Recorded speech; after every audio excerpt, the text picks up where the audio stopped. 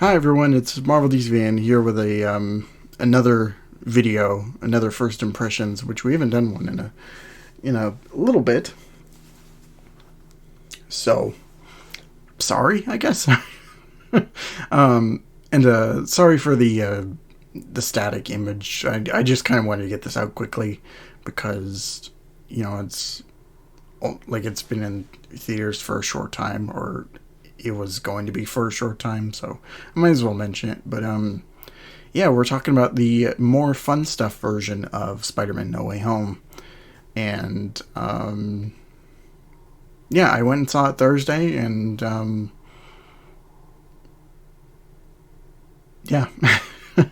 So I just kind of want to give my quick thoughts on it. Honestly, there really isn't much to say for it, but let's get into some positive stuff that I really enjoyed about the cut. So I just want to make it extremely clear that I'm talking mainly about the stuff that was added for the extended cut. And usually I don't give spoilers, but this time I'm gonna do that. So if you don't want to know the extended bits, then I suggest you turn away. But for the people still here, first off, one of my biggest issues with No Way Home originally was the lack of focus for Peter's secret identity going out. They had like part of the first act kind of dwell on that a little bit, but as soon as Doctor Strange came into the picture, they kind of forgot about it, or like skimped over it majorly. So I'm glad that they added some more scenes, to kind of build on that. Like, there's one where Peter is in gym class and the kids are pressuring him to climb up the wall and stuff, calling him a freak and whatnot. And even in, Peter's crime fighting life, he stops a mugger who's played by his brother Harry. And, they have this whole exchange, which I like seeing. But I like that they gave more focus into that, and I feel that's where most of the kind of extended bits came from. So it was nice to kind of get more into that part of the movie. But as far as other scenes that I really enjoyed seeing, there was one with Matt Murdock where he's with Foggy Nelson, which was really funny. It was a very small moment, but something I enjoyed a lot seeing, because I always enjoy seeing Daredevil. But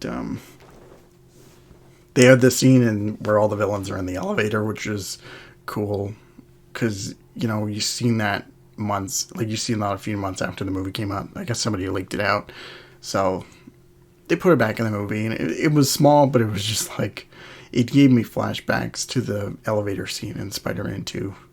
And then, of course, the added dialogue with Toby, Andrew, and Tom. Just seeing them together on screen is just so surreal, and I would pay money to see just a movie of them sitting around and talking. But yeah, all that stuff is great. But there are some scenes that I'll mention in my negative section that I feel should have been cut out.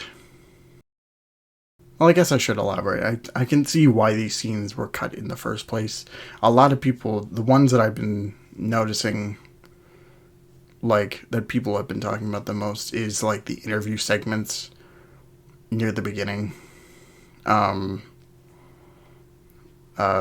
When Betty's interviewing all the teachers and stuff, I could see why they would cut that. I didn't mind it personally, but I remember so many people, talking about it and just being like, why? But, it's a weird thing.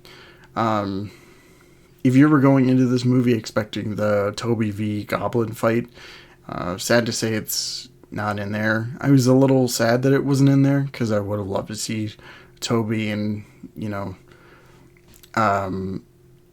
Willem Dafoe interact. Even if it was just a small thing, but, like, yeah, it's just, like, and, like, I can't really complain at the same time. It's just, it's such an oversight, and I wish we could have gotten that. Oh yeah, there's also a post-credit, too, which is funny in theory, but I didn't care for it. I left the theater right before the credit scene happened, so I only found out about it when I got home. And I'm kind of glad I missed out on it because, you know, all it is just, you know, it's just them reflecting on the past two movies, you know, the decathlon match and the vacation, but all it is just Peter's face cut out or pictures taken with him turned to his back and whatnot, which is kind of funny at the same time, though. It's like, did it really need to be a post-credit scene? Or just a mid-credit scene? Just a credit scene in general. So, it's weird, but yeah, just getting into final thoughts, like, if you enjoyed No Way Home, then I'm sure that you would probably like, if you really enjoyed No Way Home,